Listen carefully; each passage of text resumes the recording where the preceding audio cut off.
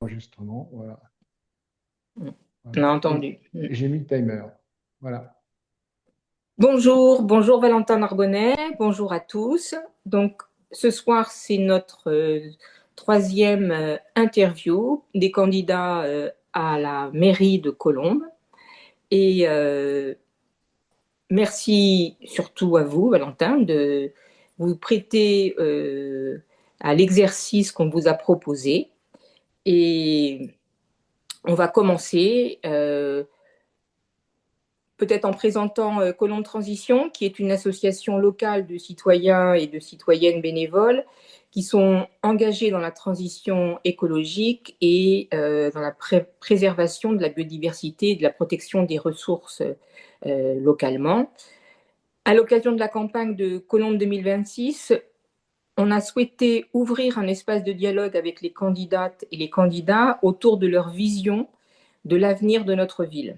Nous avons choisi de projeter cette réflexion à l'horizon 2050. Et 2050, ce n'est pas un hasard, puisque ça correspond à l'objectif fixé par les accords de Paris pour atteindre la neutralité carbone. Et si une mandature dure 6 ans, on sait que les politiques publiques locales en matière de transition énergétique, de biodiversité, de mobilité ou d'habitat s'inscrivent nécessairement dans le temps long. Des retours d'expérience, d'ailleurs, montrent que les transformations significatives nécessitent souvent 15 à 20 ans. La mandature 2026-2032 sera donc déterminante. Elle va donner le ton de l'ambition que vous portez pour préparer Colombes aux défis écologiques, sociaux et climatiques sur les décennies à venir. Dans ce cadre, Colombe Transition a invité l'ensemble des candidats et candidates déclarés à participer à une interview de 30 minutes consacrée aux enjeux clés de la transition écologique à l'échelle locale. Vous pourrez retrouver sur notre site internet la liste des personnes qui ont accepté de participer, les dates des interviews et tous les liens utiles. Chaque entretien se déroulera selon le même format afin de garantir l'égalité des temps de parole et la comparabilité des réponses. Les questions ont été transmises en amont et sont strictement identiques pour l'ensemble des candidats et candidates. Avant de commencer, quelques petites règles, quelques petits rappels. Donc, nous allons garantir l'égalité du temps. Pour le public spectateur, eh bien, pas de possibilité d'intervenir, évidemment. Et puis, pour Monsieur Narbonnet, eh bien, l'obligation d'essayer de répondre au mieux à nos questions. Et donc, pour le début, je vous propose, Monsieur Narbonnet, de prendre 2 minutes pour, libre pour vous présenter, pour nous dire ce que vous voulez pour 2050 pour Colombe. Tout d'abord, bonsoir à toutes celles et à tous ceux qui nous regardent ce soir. Merci infiniment à Colombe Transition pour cette très belle initiative qui nous permet, dans le cadre du débat démocratique, dans le cadre de ces élections municipales des 15 et 22 mars prochains, à l'ensemble des candidates et des candidats déclarés à la fonction de maire de notre ville, de pouvoir venir exposer, présenter leur vision de notre Colombe de demain, présenter aussi les constats, les orientations qu'ils ont identifiées et surtout les grandes mutations qu'ils consentent à mettre en œuvre dans la prochaine euh, mandature. Merci encore une fois à Colombe Transition pour tout le travail avec ses bénévoles que l'association abat au long cours sur l'écologie locale, dans le débat public, dans le débat citoyen. Tout ça est très sain. Et je souhaitais donc remercier l'ensemble des bénévoles pour cette belle initiative et les travaux du quotidien. Très brièvement, je me présente. Je suis Valentin Narbonnet. Je suis un enfant de Colombes. J'y ai grandi. C'est dans cette ville que mon engagement citoyen puis politique s'est façonné. Je suis l'heureux papa d'un petit garçon de 3 ans. Et depuis bientôt 6 ans maintenant, j'ai l'immense honneur d'être élu en charge des politiques de jeunesse. Et aujourd'hui, je me présente devant vous parce que je suis candidat pour être le prochain maire de Colombes. Merci. On va passer à la première question. Elle concerne la solidarité, parce que c'est dans la transition écologique, c'est une question qui compte. En 2050, les citoyens les plus fragiles seront sans doute les plus vulnérables face aux futurs défis, notamment celui du dérèglement climatique, et la crainte, c'est que cela aggrave les inégalités. Donc, quelle colombe voulez-vous construire en 2050 pour inclure toutes et tous et garantir à chacune et à chacun les moyens de bien vivre dans notre ville? Quelles actions prioritaires pensez-vous mettre en œuvre dans ce domaine? Écoutez,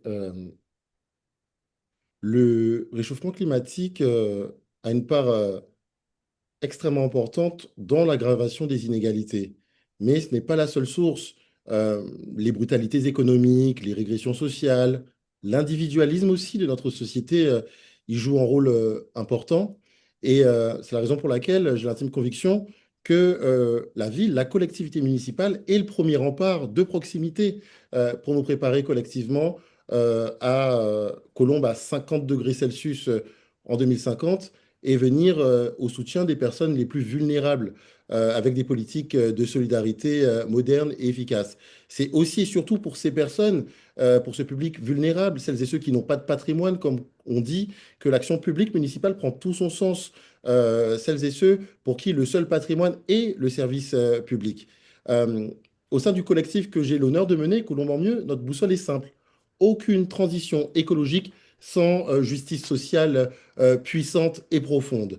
Euh, le thème des solidarités, il est vaste, il regroupe de très nombreux sujets et de très nombreuses compétences municipales. Je vais en citer quelques-unes, la santé, les questions liées au social, le handicap, le lien intergénérationnel aussi. Dans les prochains jours, vous aurez l'occasion de découvrir de façon beaucoup plus prononcée les propositions que nous formons dans le cadre de ces élections municipales à travers notre programme que nous dévoilerons. Mais j'aimerais ici saisir l'occasion que vous me donnez pour pouvoir développer quatre axes qui me semblent majeurs dans notre programme municipal. D'abord, la vie associative. Euh, Nous savons la vitalité, la vigueur de ce pan de l'action municipale. Euh, on sait à quel point la vie associative joue un rôle puissant en termes de liens, de cohésion sociale et pour assurer la solidarité. C'est la raison pour laquelle, au sein de Colombe en Mieux, nous prenons l'engagement de poursuivre la structuration déjà entamée de la synergie associative à l'échelle de nos quartiers, afin de favoriser les projets communs à l'échelle des quartiers, mais aussi à l'échelle de la ville, en lien étroit avec nos conseils de quartier et évidemment le service de la vie associative, et de relancer une démarche de labellisation, de valorisation des associations qui œuvrent de façon étroite et puissante dans le champ de l'inclusion et de l'accessibilité. Euh, Nous avons aussi fait le constat que pendant de trop nombreuses années, nous avons fermé les yeux ou été aveugles sur une réalité qui tend à connaître vraiment une augmentation exponentielle dans notre société. Ce sont les difficultés des familles monoparentales, euh, souvent des mamans solo. 87% de ces familles sont des mamans solo. Plus d'un quart des familles colombiennes sont touchées par cette difficulté, puisque à peu près 30% des familles colombiennes sont des familles monoparentales qui sont confrontées à des défis permanents pour concilier vie privée et vie professionnelle, et auxquels incontestablement s'ajoute une charge mentale plus intense. Je le dis de façon très solennelle et avec beaucoup de fierté, nous ferons de la monoparentalité une priorité sociale à Colombes.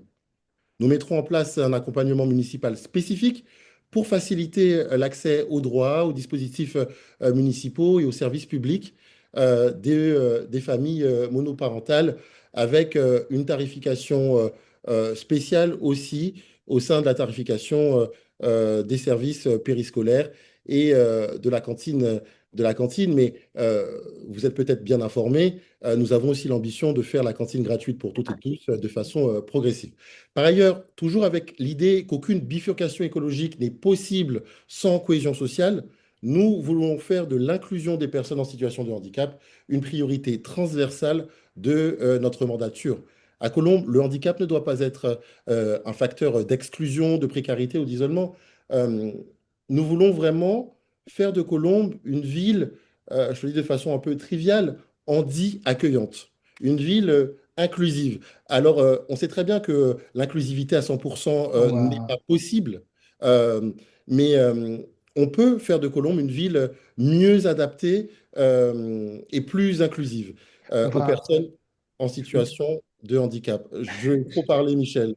je vous propose d'avancer dans le temps parce que Je sinon, vous en prie, je Mais, suis mais bien trop et bavard. puis aussi, je vous propose de rester un peu plus proche de nos questions, puisque comme la solidarité, comme les prochaines questions, ce que nous cherchons à avoir, c'est votre vision par rapport à la transition écologique dans la ville. Oui, mais pour moi, ils Même sont s'il y a des corrélés, liens, tout est même corrélé, s'il il y y a a la des liens bifurcation indéniables. écologique et évidemment les Alors, solidarités, les politiques la sociales. seconde question, mais qui va être, qui peut regrouper plein de choses effectivement également, c'est l'accès aux ressources, l'accès à l'eau, à l'énergie, au Excusez-moi, Michel, je vous chauffage. entends très difficilement. oui, oui, oui, il faut que tu parles plus fort.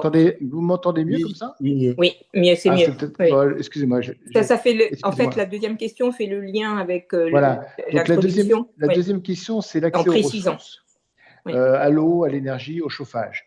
Donc on sait qu'en 2050, ces questions-là, l'eau, l'énergie, seront une contrainte majeure.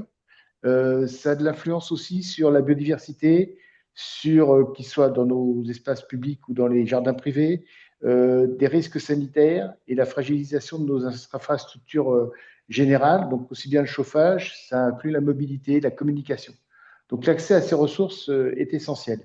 Donc la question que nous avons, c'est comment construire une ville capable d'assurer l'accès équitable aux ressources et la pérennité de l'action publique qui ne peut se faire qu'avec cet accès. Je crois que la raréfaction des ressources est une réalité.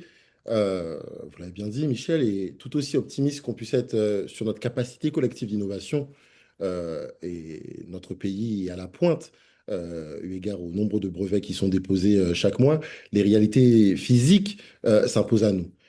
Contrairement aux solidarités, je ne vais pas vous dire que la commune est le premier rempart au regard des prérogatives nationales en la matière, et on atteste le vote récent de la loi de programmation pluriannuelle de l'énergie qui définit les grandes orientations sur le sujet et qui remet bien l'État en chef de file sur ce sujet. Néanmoins, la commune, la collectivité municipale a un rôle à jouer. Elle peut décider de son niveau d'exigence. Elle a des leviers d'action qui sont puissants. Le premier concerne la sobriété énergétique et les actions relèvent finalement du bon sens. Euh, Nous prenons l'engagement dans notre programme de piloter l'éclairage des bâtiments publics, par exemple, pour que plus jamais nous n'ayons à voir des images d'écoles qui restent allumées toute la nuit dans notre ville. Plus globalement, nous poursuivrons la réduction structurelle des consommations des bâtiments publics qui a déjà été entamée au cours du mandat qui s'achèvera dans les prochaines semaines. Euh, Nous souhaitons poursuivre aussi la modernisation de notre éclairage public avec des LED. Nous irons plus loin parce qu'il en va aussi de la sécurité de toutes et de tous dans les rues de Colombes, un véritable sujet qui est répété de façon quasi quotidienne. Et donc pour cela, nous adapterons, grâce à des capteurs de présence, comme cela se fait dans de nombreuses villes qui l'ont expérimenté au cours des 2, 3 dernières années, l'intensité lumineuse lors des passages de piétons, de véhicules, notamment sur les axes moins fréquentés de notre territoire. Et cette sobriété énergétique, elle est nécessaire, car l'énergie a vu ses prix, comme chacun le sait, exploser ces dernières années, notamment les prix du gaz. Et tout ça nous incite à réaliser certaines transformations plus lourdes, à impulser des mutations beaucoup plus profondes euh, par les causes du dérèglement climatique pour nous adapter aux fortes chaleurs. Euh, Ces transformations concernent principalement les bâtiments sur lesquels nous avons un levier très direct, c'est-à-dire nos bâtiments publics, plus particulièrement nos écoles.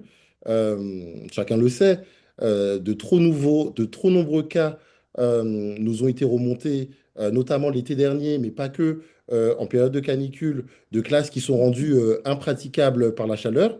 Et en ce sens, nous prenons l'engagement de poursuivre l'ambitieuse rénovation thermique des établissements scolaires qui a déjà été engagé. Et partout cela est possible, nous étudierons la possibilité de pouvoir installer des pompes à chaleur réversibles qui viendront améliorer le cadre de vie en toute saison de nos enfants. Nous voulons aussi poursuivre. Et peut-être juste dans la continuité, on pourrait déjà aller à la question suivante qui était exactement dans ce que vous venez de nous dire, qui est comment, avec l'adaptation du cadre de vie, comment en 2050 adapter ce cadre de vie alors que nous savons que probablement la ville sera, comme l'ensemble du territoire, soumise à des événements climatiques majeurs, canicule, vous l'avez cité, sécheresse, inondations, tempêtes. Tous ces phénomènes vont perturber je dirais, l'écosystème local, et donc l'adaptation de la ville sera nécessaire. Comment comptez-vous adapter l'urbanisme, le parc de logement de la commune pour répondre à la fois au changement climatique, mais aussi à l'évolution démographique? Est-ce que la ville va continuer à grandir en termes de population tout en maintenant une ville de proximité? Et donc, comment comptez-vous garantir cette adaptation avec une maîtrise des coûts, ce que vous avez déjà évoqué par rapport aux énergies? Voilà, c'est un petit peu plus précis et plus centré sur l'urbanisme et le logement. Alors, sur l'urbanisme, pardon, euh, je le dis sans aucune difficulté, c'est l'un des points du mandat sur lequel nous n'avons peut-être pas tenu toutes nos promesses. En tout cas, avec mon groupe, sur un certain nombre de sujets, nous avons exprimé des désaccords en interne, notamment sur le projet du site dit Conforama, Victor Bache, Jacqueline Auriol, euh, parce que nous voulions enfin, revenir aux fondamentaux sur lesquels nous avions été élus, c'est-à-dire le stop béton et non pas le cool béton, pour pouvoir redonner son âme à Colombes. Sur l'urbanisme, je pense qu'il faut ralentir la cadence de construction tout en prenant en compte évidemment les besoins pour pouvoir répondre de façon efficace à la crise du logement que nous connaissons, prendre le temps d'intégrer euh, à la vie des nouveaux quartiers, les services publics essentiels à la population pour que Colombes reste une ville de proximité, comme vous le disiez, Madame Vanier, une ville du quart d'heure. Bref, rendre son âme à notre ville. Et sur les sujets urbanistiques, nous voulons vraiment nous recentrer sur la rénovation du patrimoine existant, euh, notamment préparer l'avenir. Ça rejoint ce que je vous disais tout à l'heure sur les services publics et donc déjà rénover les services publics existants, les services publics de l'éducation en proximité, avec la rénovation de groupes scolaires et d'écoles, notamment celles dont nous connaissons celles pour lesquelles nous avons fait des constats de dégradation énormes et qui nécessitent des réhabilitations à très brève échéance. Je pense notamment à Buffon, à Victor Hugo, mais aussi à Charles Péguy. Et nous voulons poursuivre une politique de déminéralisation ambitieuse de notre espace public dans la continuité de ce qui a déjà été impulsé, tout en l'accélérant, à commencer par les places que nous connaissons tous, les places Aragon et Arnaud Beltrame. Et Je- voilà. Pardon, je suis désolé, mais le temps passe toujours plus vite qu'on ne voudrait. Et le thème Il est suivant, fort c'est la bavard. mobilité. Mais je vous laisse peut-être terminer une seconde, mais non, je vais prendre le temps de la mobilité. Donc, sur la mobilité, donc, Colombe dispose de nombreux atouts déjà, hein. Nous avons des axes de circulation, des gares, des lignes de bus, des tramways, des pistes cyclables aujourd'hui. Et il reste que l'adaptation nécessaire au changement tant climatique que démographique et les usages et la sécurité des usagers de ces différents modes aura un impact sur les modes de déplacement et la façon dont ils seront utilisés et pris en compte. Quelle est votre vision pour faire évoluer ce modèle de mobilité en général au cours des 25 prochaines années? Les mobilités sont incontestablement le premier levier de décarbonation et d'amélioration du cadre de vie dans une société. Je le dis comme je le pense, la voiture est une réalité. Même si elle tend à se décarboner avec son électrification, on sait tous que cette électrification prendra du temps et nous devons aussi adapter notre territoire, notre voirie, pour permettre le développement euh, et in fine un équilibre avec la pratique des mobilités dites actives en toute sécurité. Je le dis, en la matière, le développement de nouvelles pistes cyclables ne peut se faire sans une vraie concertation avec les usagers, les Colombiennes, les Colombiens, en lien avec nos conseils de quartier, sur la base de plusieurs scénarios proposés et non pas un projet qui arrive de façon verticale, tout ficelé. Sur le stationnement automobile, j'ai dit que la voiture est une réalité et c'est aussi une solution et parfois même la seule solution pour un certain nombre de Colombiennes et de Colombiens. Nous allons prendre aussi en compte tout cela, le poids de la voiture et cette réalité-là pour limiter l'impact pour les habitants qui ne pourraient pas se passer de véhicules. Comment parler de mobilité sans parler de notre réseau de transport qui est, je crois que c'est Michel qui l'a dit en introduction tout à l'heure, qui est quand même assez conséquent. On sait tous que sur la ville, on a un véritable serpent de mer, c'est le T1. L'arrivée future du T1 sur Colombes, qui va chambouler des habitudes de transport profondément ancrées chez les habitants. Et donc, nous faisons aussi le constat d'un manque de desserte de bus sur Colombes. Et c'est la raison pour laquelle nous souhaitons véritablement muscler nos relations avec l'opérateur Île-de-France Mobilité pour améliorer la desserte actuelle sur les axes Est-Ouest et Nord-Sud et améliorer cette dernière notamment en renforçant les lignes que nous connaissons toutes, 164 et 176, qui en ont bien besoin. Très bien, on va passer maintenant à notre dernier point. C'est un de ceux qui sont les plus au cœur souvent de la transition écologique, c'est celui du vivant et de la biodiversité. En se disant que la biodiversité en ville, ça ne concerne pas seulement la protection de la nature, nous considérons que la biodiversité et le vivant ont un impact direct sur la qualité de vie des habitants, dans la lutte contre les îlots de chaleur, dans l'amélioration de la qualité de l'air et de la santé. Dans une ville comme Colombes, qui est quand même très urbanisée, ces enjeux sont particulièrement importants. Et donc, notre question, c'est à l'horizon 2050, comment peut-on favoriser à Colombes la biodiversité et le vivant et comment comptez-vous intégrer durablement ces actions dans les choix d'aménagement, de gestion des espaces publics et des projets urbains? Vaste question. Vaste question, oui. On le Euh, reconnaît. le vivant est le poumon de notre société, d'une ville, d'un pays. Bon, là, on est à l'échelle de Colombes. Visible ou invisible, euh, il rend des services indispensables à la préservation de notre cadre de vie, même si parfois, par orgueil, on a du mal à le reconnaître. L'aménagement urbain et la gestion des espaces publics doivent donc tenir compte de tout ça pour préserver notre cadre de vie et notre biodiversité. En ce sens, il nous faut donc, et j'en ai déjà parlé tout à l'heure, amplifier la déminéralisation qui a déjà été engagée de nos rues, adapter notre voirie et nos moyens de gestion pour préserver cette biodiversité à laquelle nous sommes singulièrement attachés. Euh, la ville de Colombes peut être un véritable laboratoire urbain, j'en ai l'intime conviction, avec la mise en place d'expérimentations au service de la biodiversité.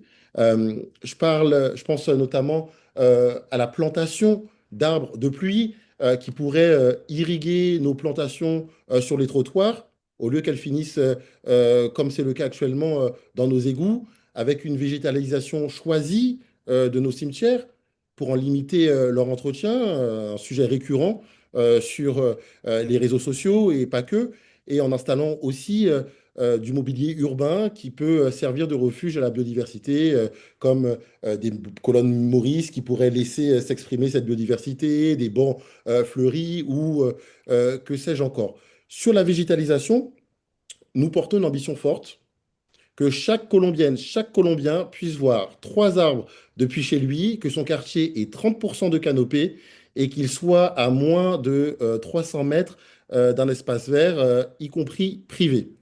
Et pour ça, nous pourrons bénéficier de l'excellent travail qui a été réalisé par Colombe Respire, que nous connaissons tous, qui s'est penché sur les zones en manque d'arbres sur notre territoire, pour réaliser également, nous aussi, collectivités municipales, en lien avec les associations, une carte permettant d'identifier les parcelles publiques ou privées qui peuvent accueillir des arbres. Et si j'ai encore un peu de temps, je peux parler d'une Oui. solution parce que on benchmark, on regarde, on est aussi en lien avec les villes voisines.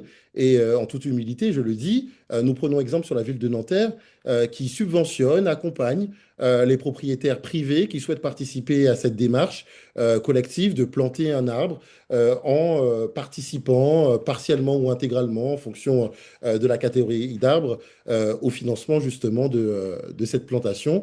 Et donc, nous souhaitons aussi inscrire la ville dans cette dynamique-là, tout comme, je vois qu'il me reste encore un peu de temps, la végétalisation de nos cours d'école avec de véritables cours oasis dans la prolongation de ce qui a déjà pu être impulsé depuis 2020, mais qu'il faudra accélérer pour pouvoir, Madame Vanier l'a dit tout à l'heure, préparer Colombes aux 50 degrés Celsius qui nous guettent à l'horizon 2050. Et je crois profondément que le mandat 2026-2032 sera un mandat décisif. Voilà, c'est maintenant qu'il faut prendre le tournant et qu'il faut amplifier les choses pour préparer Colombe et l'adapter aux conséquences du dérèglement climatique. Ben, je vous remercie d'avoir répondu à nos questions et donc on va vous laisser 2 minutes pour faire la conclusion qu'il vous convient de faire. D'abord, merci une nouvelle fois à Colombe Transition pour cette très belle invitation et pour ce très bel exercice. Excusez-moi, j'étais un peu plus bavard que prévu, mais c'est vrai que les sujets sont tellement passionnants. Euh, j'ai l'intime conviction que Colombe 2050, enfin la ville de Colombe 2050 pleinement adaptée euh, et préparée aux 50 degrés Celsius ne sera pas pleinement parfaite. Euh, mais en fonction des politiques publiques que l'on déploiera, notamment sur le mandat 2026-2032, euh, ce colombe-là peut être beaucoup plus respirable, beaucoup plus sobre, plus solidaire, plus protectrice, plus désirable. En somme, elle peut être ce colombe en mieux que nous appelons de nos voeux. La transition écologique n'est pas un supplément d'âme, c'est une véritable stratégie de protection collective. Protéger nos enfants d'abord, les protéger de la chaleur. J'ai parlé tout à l'heure des classes impraticables, protéger nos aînés face à l'isolement, protéger notre eau. J'ai pas eu l'occasion d'en parler. Protéger notre cadre de vie fondamental, faire confiance aux Colombiennes et aux Colombiens. Je crois profondément que l'avenir de Colombe ne se construira pas dans les bureaux en mairie uniquement. Cet avenir se construira dans nos quartiers, au cœur de nos quartiers, dans nos associations, dans nos écoles, dans nos copropriétés. Notre responsabilité est simple, créer les conditions pour que l'envie d'agir devienne une force collective. Redonner ce pouvoir d'agir aux Colombiennes et aux Colombiens, construire Colombe 2050 ensemble. Je vous remercie de votre attention. Le timing est presque parfait. Michel, je te laisse conclure. Faut que tu mettes ton... On t'entend pas. Je l'avais coupé pour ne pas vous perturber.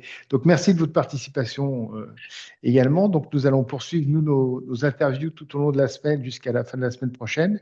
Après la clôture officielle des listes, nous mettrons en ligne, normalement, sur notre chaîne YouTube, le replay des différentes listes qui auront été effectivement déposées.